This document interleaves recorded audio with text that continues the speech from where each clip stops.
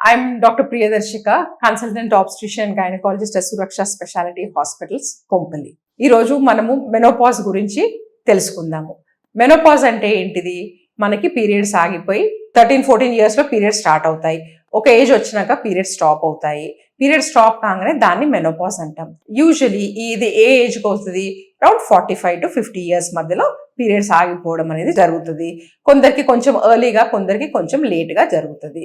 So అప్పుడు ఏమవుతుంది, మన బాడీలో ఓవరీస్ అనేది ఈస్ట్రోజన్ తయారు చేయడం తగ్గిపోతుంది. సో ఈస్ట్రోజన్ లెవెల్స్ తగ్గిపోతే మనకి పీరియడ్స్ కూడా తగ్గిపోతాయి.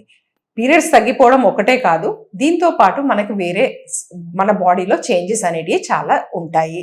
సో కమింగ్ టు ఏంటిది, మనకి ఈస్ట్రోజన్ అనే హార్మోన్ మన బాడీలో ఉన్నప్పుడు అది కొన్ని రకాలుగా మనకి హెల్ప్ఫుల్గా ఉంటుంది. అంటే హార్ట్కి ప్రొటెక్షన్ ఉంటుంది, బోన్స్కి ప్రొటెక్షన్ ఉంటుంది, స్కిన్కి ప్రొటెక్షన్ ఉంటుంది.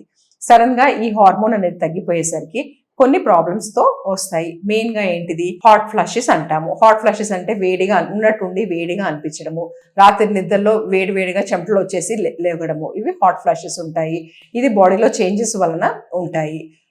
Usually over a period of time ఇది బాడీ అడ్జస్ట్ అయిపోతుంది, సర్దుమరుగుతుంది. లేదా తగ్గకపోతే అప్పుడు ట్రీట్మెంట్ ఇవ్వాల్సి వస్తుంది. మెనోపాజ్ తో ఇంకా ఏం ప్రాబ్లమ్స్ వస్తాయి మనకి? మెనోపాజ్ వచ్చే ముందు కొన్ని రోజులు ఏమవుతుంది, పీరియడ్ ఇర్రెగ్యులర్ అవ్వడము, బ్లీడింగ్ తక్కువ అవ్వడము లేదా ఎక్కువ అవ్వడము, లేదా చాలా రోజులకు ఒకసారి పీరియడ్ అవ్వడము, ఇలా జరుగుతూ ఉంటుంది.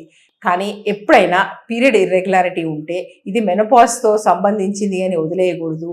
డాక్టర్ దగ్గరికి వెళ్ళి ఒక్కసారి చెక్ చేయించుకోవాలి. చెక్ చేయించుకుంటే ఏమవుతుంది, ఇది నార్మలా, ఏదన్నా ప్రాబ్లం ఉందా అనేది తెలుస్తుంది. సో డెఫినెట్గా irregular periods have to be evaluated, చూసుకోకుండా వదిలేయకూడదు. సరే, పీరియడ్ ఇర్రెగ్యులారిటీస్ వచ్చుకుంటూ మెల్లిగా తగ్గిపోతుంది. మెనోపాజ్ వచ్చేస్తే పీరియడ్ స్టాప్ అయిపోతుంది. నెక్స్ట్ అదర్ ప్రాబ్లమ్స్ ఏమొస్తాయి, మనకి బోన్ వీక్నెస్ రావడానికి ఛాన్సెస్ ఉంటాయి.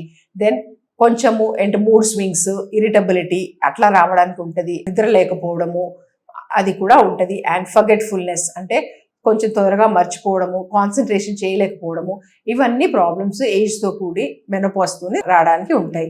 But everything can be handled. మనం ఏం చేయాలి, మెడిటేషన్ చేసుకోవడం కానీ, కొంచెం ఎక్సర్సైజ్ చేసుకోవడం కానీ, thinking positively with all these things and if required కొంచెం మెడికేషన్ తోని ఇది you will tide over the crisis. ఈ మెనోపాజ్ ఈ స్టేజ్ ని కొంచెం దాటేయగలుగుతాము. అంత ఎక్కువ ఇబ్బంది లేకుండా ఉంటుంది. That should be better. Thank you.